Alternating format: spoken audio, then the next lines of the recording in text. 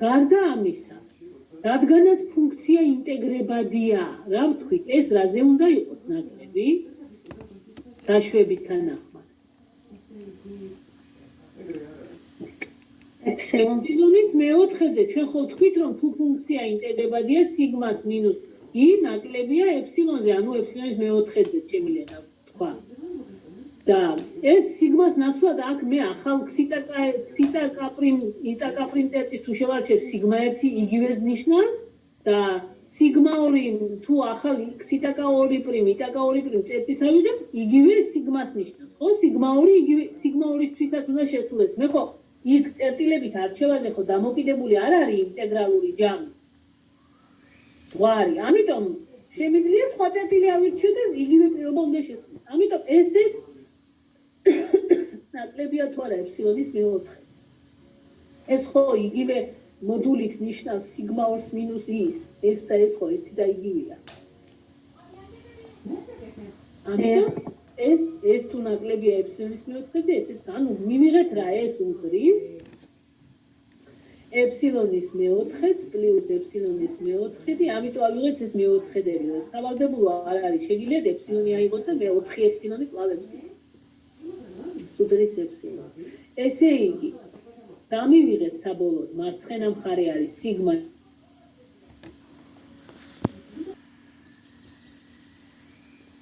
რომ სიგმა ზედა ხაზიანს მინუს სიგმა ქვედა ხაზიანი ნაკლებია ეფსილონს. ეს ჩანაწერი კი არის თუ არა ის რომ ზღვარი სიგმა ზედა ხაზიანს ნუ სიგმა ქვედა ხაზიანის როცა ლამდა მიისწრაფოს ეს და ეს ერთი და იგივეა. ერთი უტოლობით ჩაწერილი, მეორე ზღვარი სიმბოლოს სახით ჩაწერილი. გავიგეთ? ეს იყო აუცილებლობა. ახლა განვიხილოთ საკმარისობა. საკმარისობა რაში მდგომარეობს? თუ ზღვარი სრულდება ის უტოლობა, ანუ აი ეს ტოლობა თუ სრულდება, ვთქვათ პირველი, მაშინ ფუნქცია ინტეგრებადია. ინტეგრებადია ნიშნავს რა ფაქტიურად? რას ნიშნავს ინტეგრებადობა? ზღვარი დარბულ იმის ინტეგრალური ჯამისა არის ინტოლ. ო ეს და ეს უნდა დავამტკიცო, როცა ლამდა მიისწრაფის ნულისაკენ. ეხლა ვაჩვენებ. თქვენ შემთხვევაში ეს როგორ მოხდება? ვიმეორებ, ვუშვებ, რომ აი ამ პირველ ტოლობას აქვს ადგილი. მაშინ დამტკიცებული მეორე ლემიდან გამომდინარე, ანუ რა ლემა იყო?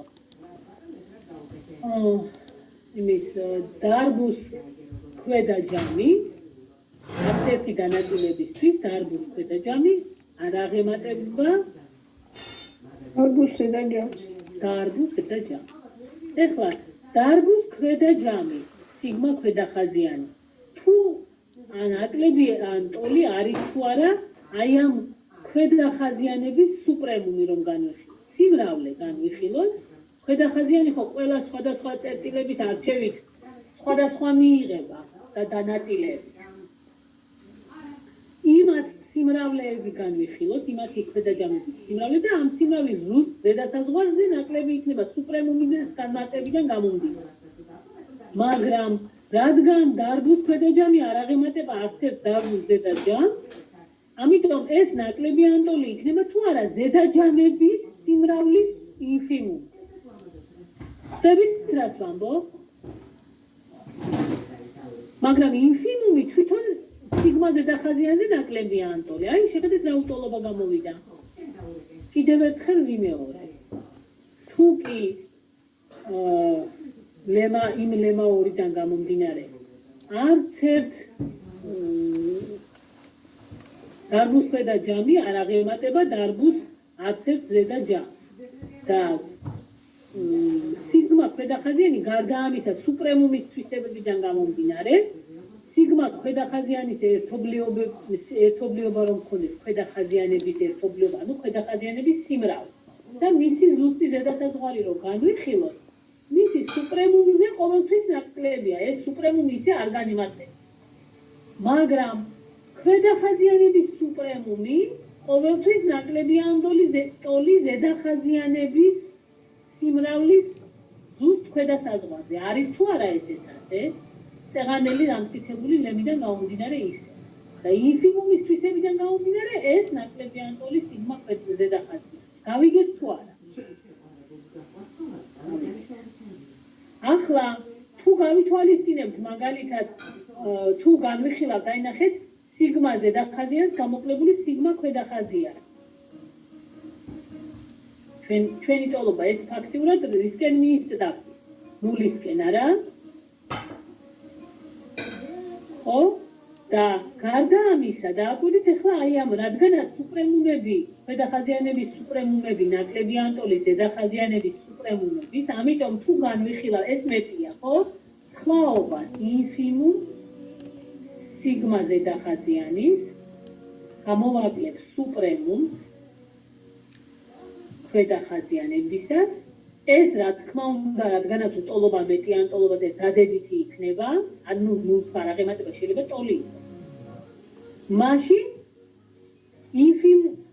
ეს იგივეა, რაც ნაკლები ინფიმუმზე მეტი ხო არის სიგმა ზედახაზიანი. სიგმა ზედახაზიანი ეს მინუს სიგმა ქვედახაზიანი. მაგრამ აი ამ ჩვენი დაშვების თანახმად ეს პირობა და ეს პირობა ხო ერთი და იგივეა, ზღვარი და ეს ნაკლები გამოვიდა ეფსილონს. არა? გავიგეთ? ესე იგი, კიდევ ერთხელ ვიმეორებ. ეხლა თუ შუა ნაწილ ტოლობას ავიღებთ და გამოვაკლებთ მარჯვენას მარცხენას. ეს რადგანაც მეტია ყოველთვის ამ სიდიდეზე, არა უარყოფით იქნება სხვაობა. ხო, ინფიმუმს ქვედასაზღვარს გამოკლებული ამის ზედასაზღვარი, ეს ნაკლები ანტოლია. ეხლა ინფიმუმს გავზრდი ზედახაზიანით, ამას შევამცირებ მისი ქვედახაზიანი, იმიტომ რომ სუპრემუმი უფრო დიდია ვიდრე ქვედახაზიანი. ეს ხო გაიზრდება. ეს ხო მეტი იქნება ვიდრე ეს სხვაობა. გაიგეთ რისი თქვია? ხო, ამიტომ ეს სხვაობა კი ეფსილონზე ნაკლებია. ანუ რა გამოვიდა ინფიმუმ ზედახაზიანს მინუს სუპრემუმ ქვედახაზიანი ნაკლებია ეფსილონს. ესე იგი ინფიმუმ ზედახაზიანს მინუს სუპრემუმ ქვედახაზიანი ფაქტიურად ნაკლებია ეფსილონზე. ეს რას ნიშნავს? ესე იგი ესენი ერთმანეთის ტოლია. ინფიმუმის და სუპრემუმის გათვალისწინებით. ინფიმუმ სიგმა ზედახაზიანი უდრის სუპრემუმ სიგმა ქვედახაზიანი. ეს ტოლობა დავარქვათ, თქვათ ამ ზედასაზღვარს და ამის ქვედასაზღვარს დავარქვათ ით აღვნიშნოთ. სიდიდე არის დაუშვათ იქ. ერთით და მეორეთ ინფიმუმი და სუპრემუმი. უდრის სუპრემუმს.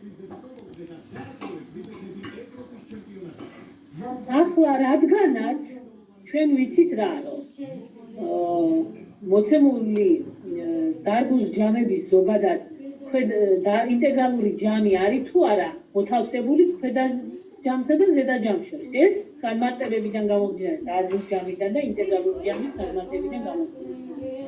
ხო? აი ეს ტოლობები სრულდება. გარდა ამისა, რადგან სუპრემუმს და ინფიმუმს აღნიშნავთ ით, ამიტომ იქნება თუ არა ეს ი მოთავსებული ამასა და ამას შორის. ხო, იმიტომ რომ ვიმეორებ ით აღნიშნე ზუსტი ქვედასაზღვარი, მინდა ერთი ტოლია ისინი და ით აღნიშნე, ხო? გამოვიდა რა? აი ახლა ამ ორი ტოლობას დააკვირდით. ამ ორი ტოლობიდან თუ გამოვაკლებთ წევრად გამოვაკლებთ ამ ტოლობებს, გვექნება თუ არა სიგმას მინუს ი, ანუ ზღვარზე თუ მოდულით იქნება ნაკლები ეფსილონზე, ანუ ნული აქტიურად ერთი მიისწრაფვის მეორეს.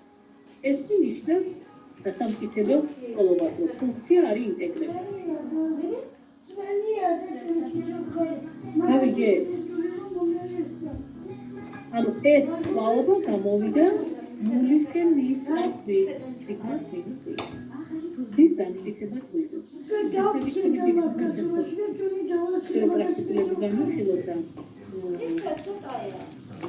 შემდეგ კვირაში ვამეხილოთ ესა. არა, თვისებებიც ბარემ გამივაყოლოთ. კარგი, ბევრი გაქვთ გაუგებრები? მე არ მოხსნევ. კარგი ძალიან. რომ გავაკეთე მე დავწვალ და მოვასწავლე. ანუ ფუნქციის ორჯერადი ინტეგრალის თვისებები უნდა განიხილოთ. ერთ-ერთი თვისება გახლავთ, ალბათ უგახსოვთ, სეგმენტზე უწყვეტი ფუნქცია როგორ იყო ერთმანეთში. საჭმელია ჯამუ. შემოსაზღვრულია გახსოვთ, სეგმენტზე უწყვეტი ფუნქცია, შემოსაზღვრულია ან კიდევ სეგმენტზე უწყვეტი ფუნქცია ინტეგრებადია. გავიგეთ? ამიტომ აქედან გამომდინარე ასეთი თვისება გამომდინარეა, მიიღება ორი ცვლადის ფუნქციისგან. სეგმენტი არის რა? ერთ ცვლადში ჩაკეტილი სიმრავლე არის თუ არა? ანუ ამის ანალოგი ორ ცვლადში რა არის? ჩაკეტილი კუთხედი. ხო, ჩაკეტილი არის. ჩაკეტილი არის, კი ბატონო. ესე იგი ჩაკეტილ არეზე უწყვეტი ფუნქცია როგორი ყოფილა? ინტეგრებადი. გასაგებია. ეხლა დავამტკიცოთ ეს. ჩაკეტილ არეზე უწყვეტი ფუნქცია ინტეგრებადია. ჩვენ ვიცით, რომ ჩაკეტილ არეზე უწყვეტი ფუნქცია კანტორის თეორემა გახსოვთ, სეგმენტზე უწყვეტი ფუნქცია თანაბრად უწყვეტიც არის. ანალოგიებს ვიმეორებ, რომ გაგახსენოთ რას გულისხმობს. ხო? გახსოვთ ეს თეორემა კანტორის? ჩაკეტილ არეზე უწყვეტი ფუნქცია აქაც, ანუ მრავალ ცვლადშიც თანაბრად უწყვეტია. რას ნიშნავს თანაბრად უწყვეტობა? რომ ნებისმიერი ეფსილონ დადებითი რიცხვისთვის არსებობს ისეთი დელტა დადებითი რიცხვი, როცა მანძილი ამ შემთხვევაში და ყოველი x პრიმისთვის და x2 პრიმისთვის. მოდი ეს დავწეროთ. ყოველი ორი წერტილისთვის ეს არის a წერტილი იყოს დაუშვათ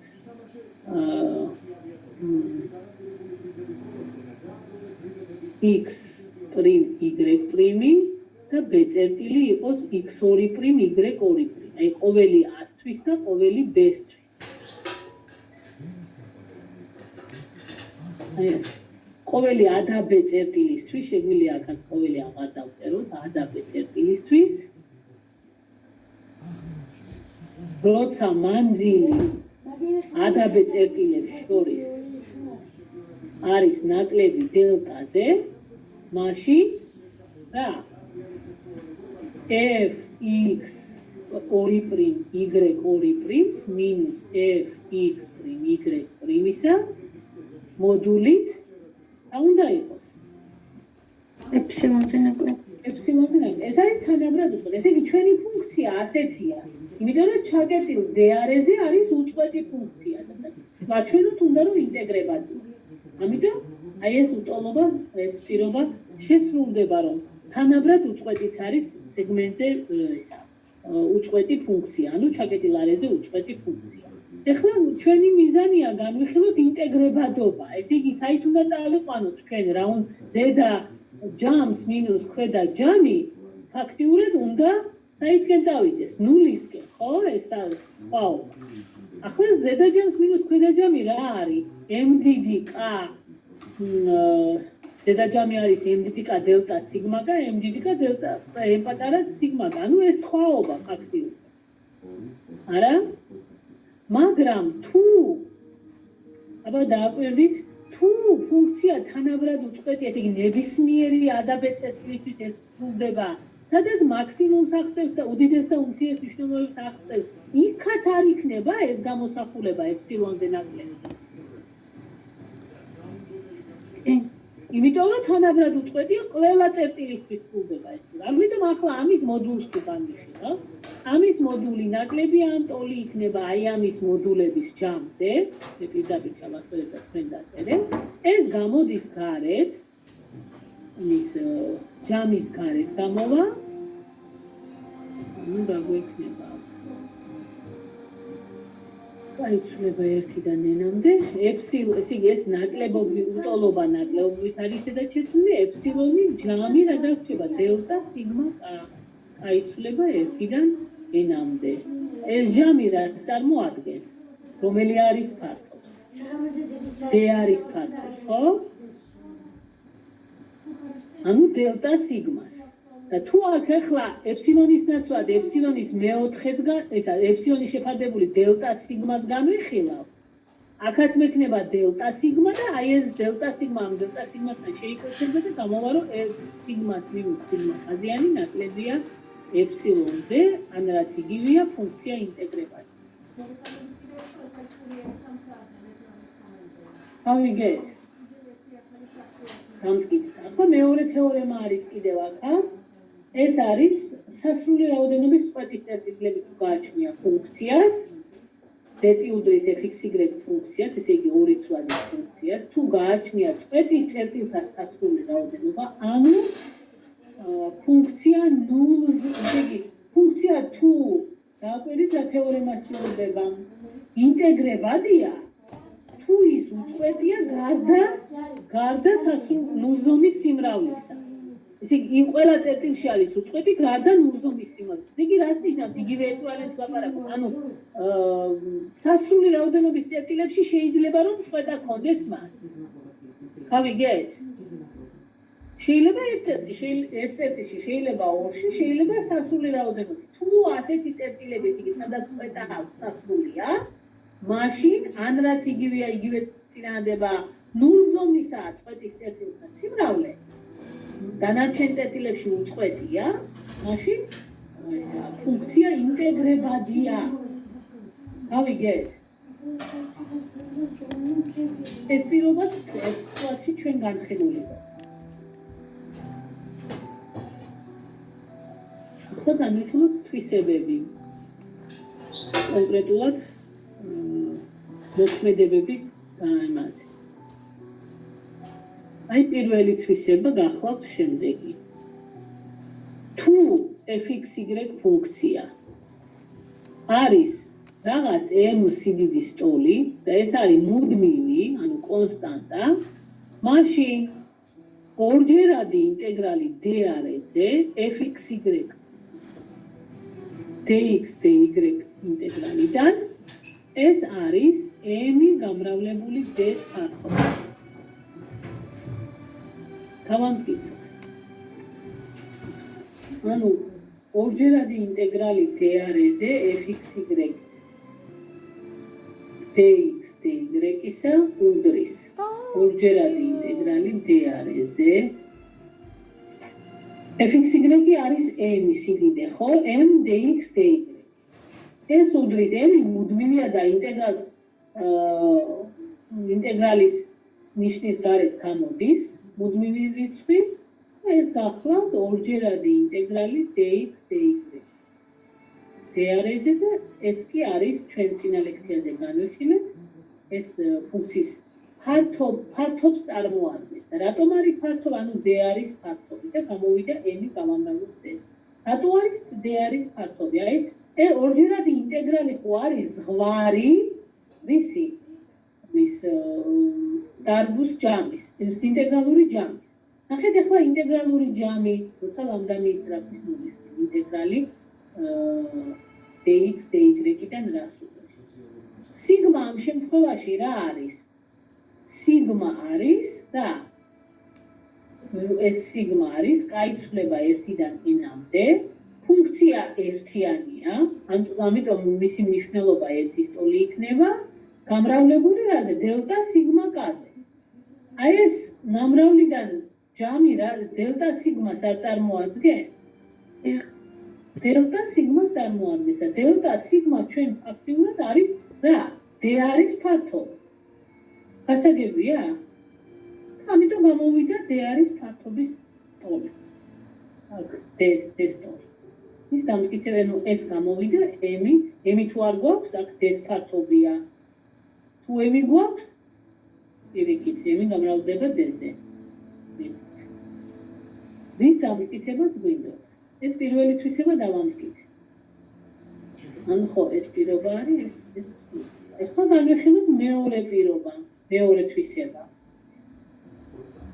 ხო, აქ მუდმივი თანამამრავლე არ გამოგვიტანია, ჯერ ის განვიხილა ჯობდა, მაგრამ აი ნახეთ, გამოტანაც რომ არ გამოვიტანოთ, მაშინაც ხო შეიძლება აქ m-ის შიგნით არ გამოვიტანოთ, იმიტომ რომ ახლა ვიხილავ მასე ნამრავლს, და ამიტომ ნახეთ, m-ის დელტა სიგმა კახო იგივე m დელტა სიგმაა და m დელტა სიგმა m-ის d-ზე ნაბაგი იგივეა გამოტანას ნუ დაარქვია კარგით თითქოს სიგმას ფუნქცია და არის აღებული ის f(x)-ად არის აღებული m ახლა რა მუდმივი თანამამრავლი გამოდის გარეთ ეს თვისება ახლა განვიხილოთ აქაც სიგმადან გამოდის გარეთ და მე ზღვარზე გადავალ ანუ სიგმას დავწერ და განვიხილოთ ესე იგი გვჭირდება აი ესეთი მეორე თვისება არის ასეთი რაღაც არიცხვი გავამრავლოთ fx y dx dy-დან d-არეზე ეს იგივეა რაც a ორჯერადი ინტეგრალი fx y dx dy-დან ისევ d-არეზე ეხლა სიგმას აი ამ მარცხენა ნაწილისთვის შევადგენ სიგმას რა იქნება ჯამი აგამრავლებული f xიტაკა იტაკა წერტილში გავამრავლოთ დელტა სიგმა კაზე ეხლა რა იქნება მარჯვენა თუ a არ ექნება მას ანუ ჯამებიდან გამოვა გარეთ აქ ყველა ჯამიდან გამოვა a და დაგვრჩება ასე a გამრავლებული f xიტაკა იტაკა წერტილში გავამრავლოთ დელტა სიგმა კაზე და ეს რას უდრის შიგა ჯამი ხო ინტეგრალია და ეს ჯამი ხო ორჯერადი ინტეგრალია ამიტომ მივიღეთ რომ ეს არის a გამრავლებული თუ ზღვარზე გადავალ რა თქმა უნდა ზღვარს თუ განვიხილავ აქაც აი აქაც ზღვარიდან გამოდის სიმბოლო გარეთ და მრჩება ეს ზღვარი ამაზე x-იტაკა იტაკაზე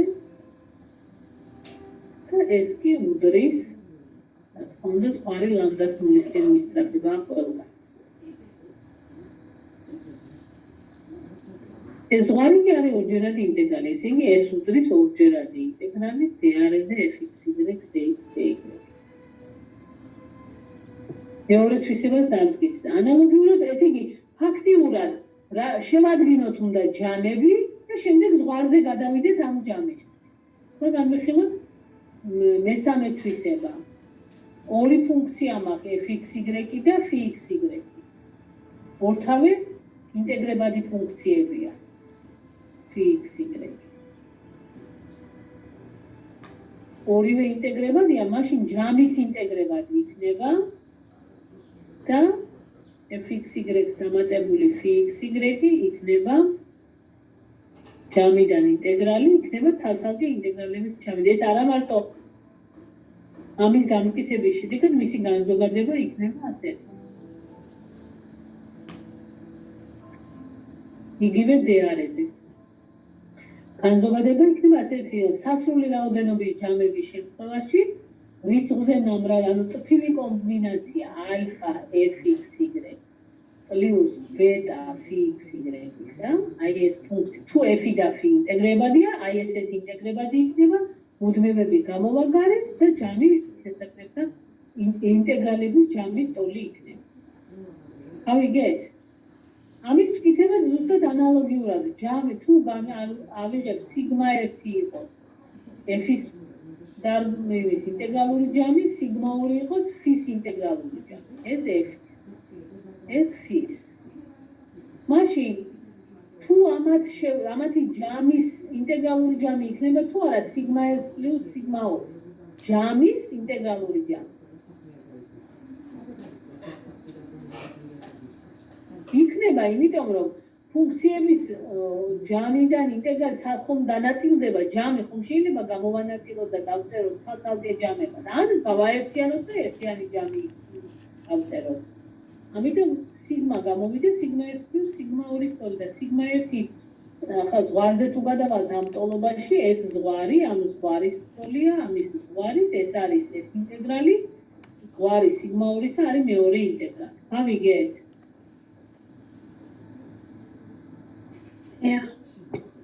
კიდევ ერთი თვისება. აი ესეთი თვისება აქვს კიდევ ერთი. მეოთხე ხო? ანუ თუ საინტეგრო არე, გაყოფილია d-არე, დაყოფილია 2 არის გაერთიანებად, d1 და d2, ესე იგი, მაშინ ინტეგრალი d-არეზე fx y dx dy-ისა უდრის ორჯერადი ინტეგრალი d1 არეზე fxy dx dy-ის პლუს ორჯერადი ინტეგრალი d არეზე d2 არეზე fxy dx dy. How we get? და ასე არა მარტო ორი, არამედ რამდენიმე არეებას თუ დავანაწილებთ, რამდენიმე არეებს დავანაწილებთ, მაშინ მთლიანი არის ინტეგრალი, ტოლი იქნება ცალ-ცალკე. ეს ძალიან პრაქტიკული თვისებაა, რომელიც აუცილებლად აღჭირდება პრაქტიკული მაგალითების გამოყვანას. ამის მტკიცებაც ვიმეორებ, აღარ ვაგრძელებ, იმიტომ რომ მაგალითი მინდა განვიხილო. ამის მტკიცებას დაიყვანება ინტეგრალურ ჯამებს შევადგენ, გაერთიანებული არისთვის, ცალ-ცალკე არეებზე ინტეგრალებს განვიხილოთ და მე ნახავ, რომ აი ეს ინტეგრალი ამაზე ამ სიგმების ჯამის ტოლია და ზღვარზე გადასვლით მივიღებ ინტეგრალების ჯამს. ეხლა კიდევ თვისება არსებობს, ბევრი თვისება აქვს, მაგრამ ერთ-ერთი კიდევ მნიშვნელოვანი, რომ თუ fxy ფუნქცია აი ამ არეზე, რაზეც განვიხილავთ ინტეგრალს, ნაკლები ანტოლი φxy ფუნქციაზე, ვიმეორებ განსახილველ არეზე, მაშინ მათი ინტეგრალებიც dx dy ერთმანეთს იგივე უტოლობით შეფასდება. გასაგებია, ეს მე-5 თვისება. კიდევ მე-6 თვისება არის ასეთი, რომ მოდული ორჯერადი ინტეგრალი fxy dx dy-ისა. ანუ ეს ყველაფერი თვისებები თქვენ ნასწავლით. ნაკლები ანტოლი ორჯერადი ინტეგრალი fx-ის მოდული fxy dx dy-ის მოდული. d არეზე ვიშვილავ, რა თქმა უნდა, ინტეგრალებს. შემდეგ კიდევ თვისება, თუ fxy ფუნქცია არაუარყოფითი ფუნქცია, დაიმახსოვრეთ. არაუარყოფითი ფუნქციიდან ინტეგრალი როგორი იყო ერთ სვლადში? ინტეგრალი კვლავ იყო არაუარყოფითი, არა? ანუ მე-7 თვისება იყოს ასეთი. არაუარყოფითი ფუნქცია მაქვს, ესე იგი fxy არის მეტი ანტოლი 0-ზე, მაშინ ორჯერადი ინტეგრალი d არეზე fxy dx dy-ისაც იქნება მეტი ანტოლი 0-ზე. ნაკლები არაფრით არ იქნება ყოველ შემთხვევაში. უარყოფითი არასდროს არ იქნება. How we get? კიდევ რა თვისება დაგვრჩა ახლა მანდ. ძირითადი თვისებები ამომწურე. კი. ახლა განვიხილოთ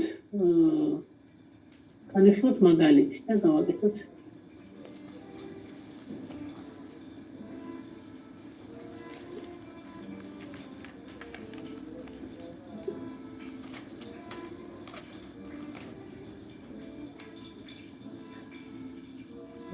ამინდა ახლა ხოთუნდა.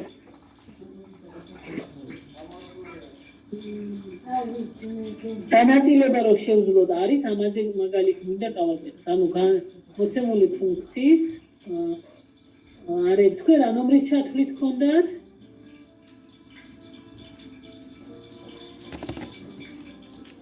ერთი და 10-ის ჩათვლით გქონდა.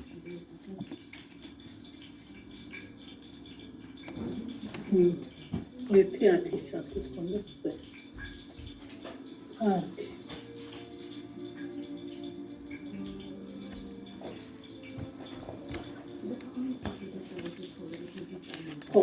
ეხლა აი მაგალითად ერთი ასეთი ამოცანა d არე წარმოადგენს თქვათ d არე წარმოადგენს სამკუთხედს წვეროებით a0 b0 1 და c1 1 გვეუბნება რომ იპოვეთ გამოსახეთ ორჯერადი ინტეგრალი d არეზე გამოპოვნას არ გთხოვს გამოსახეთ ორჯერადი ინტეგრალი ორივე განმეორებითი ინტეგრალის საშუალებით. აი ეს ინტეგრალი dx dy ანუ არე უნდა დავხაზოთ, ხო? შეხედეთ? ავაგოთ უნდა სამკუთხედი. ერთი წერტილი არის ეს, b წერტილი არის 0 1 s, c წერტილი არის 1 1. აი ჩვენი არე არის ეს.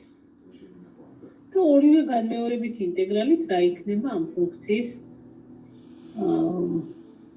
აი ამ არის ეს არის d არის ახლა ჯერ x ინტეგრალი dx-ით და ინტეგრალი fxy ანუ საზღვრები უნდა დავწეროთ ფაქტიურად dx-ის საზღვრები რა იქნება x-ი საიდან სადამდე იცვლება 0-დან 1-მდე 0-დან 1-მდე აი ჩამოვასვათ ამიტომ უნდა 0-დან 1-მდე აქ არის 1 0-დან 1-მდე y-ი სად იცვლება y-ს როგორ დავწერთ იმეწყლის 0-დან 1-მდე არა 0-დან 1-მდე რო იყოს y-იც მაშინ მართკუთხედი იქნება კვადრატი იქნებოდა d არის აქ სამკუთხედია როგორ უნდა განვასხვაოთ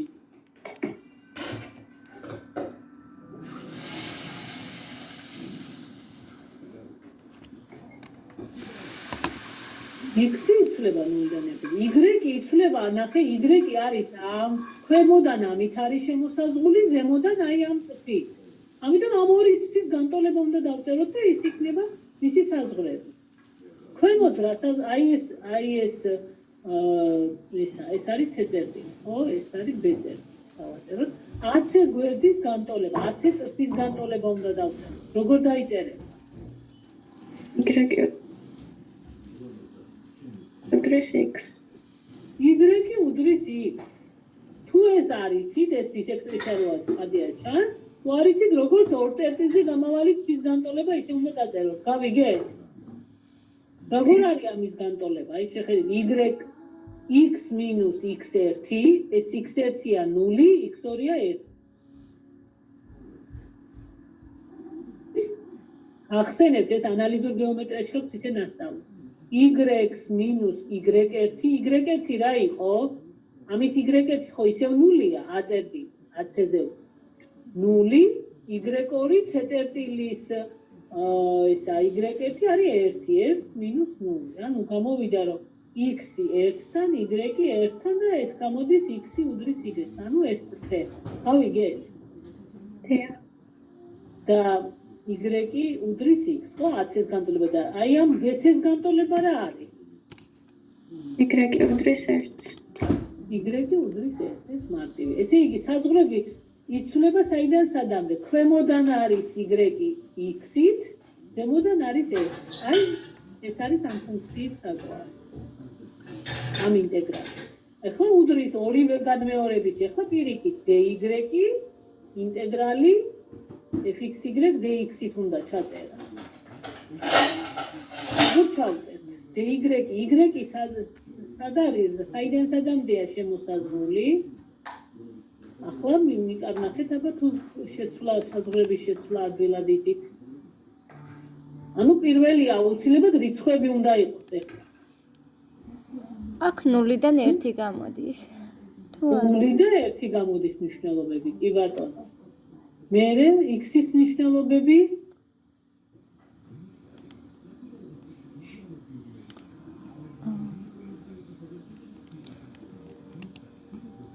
ერთი არის x-ი უდრის 0-ს და მეორე არის ისევ y-ი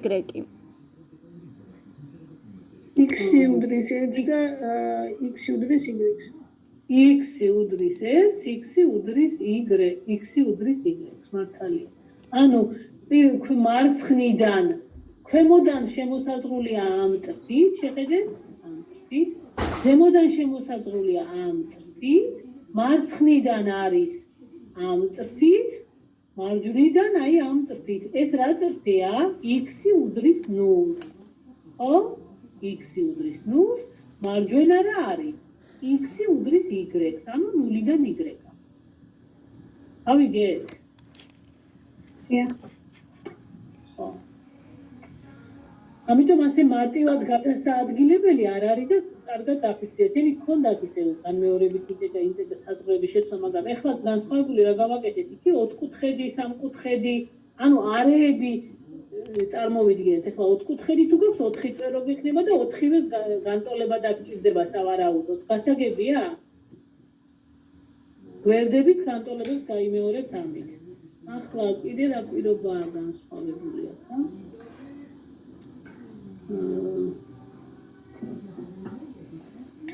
ანუ გამოთვალეთ ორჯერადი ინტეგრალი. ახლა გამოთვალეთ. ამდი გამოთვლა არ ქონდა. აი მაგალითად რომელი განვიხილოთ ცოტა განსხვავებული. გამოთვალეთ ორჯერადი ინტეგრალი. არე d არ არის მოცემული და ჩვენ უნდა დავხალოთ. ორჯერადი ინტეგრალი მაგალითად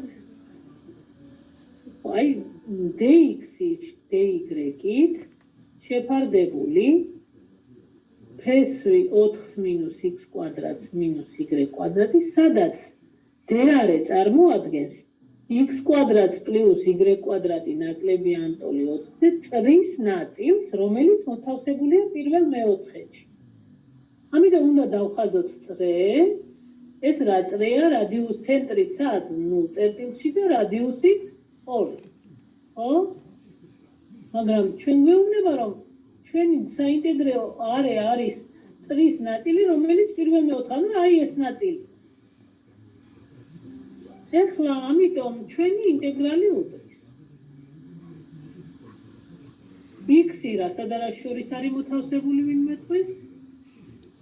dx-ით რო განვიხილოთ, ინტეგრალი dy-ი შეფარდებული ფესვი 4-x კვადრატს -y კვადრატიდან, ოღონდ x-ის საზღვრები რა იქნება?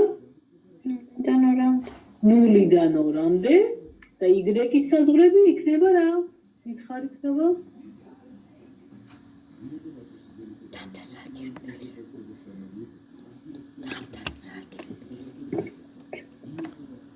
ნახეთ, მარცხნიდან რითია შემოსაზღვრული ამ ნულით. მარჯვნიდან აი ამ წრფით. ეს დავწერეთ 0 და 2,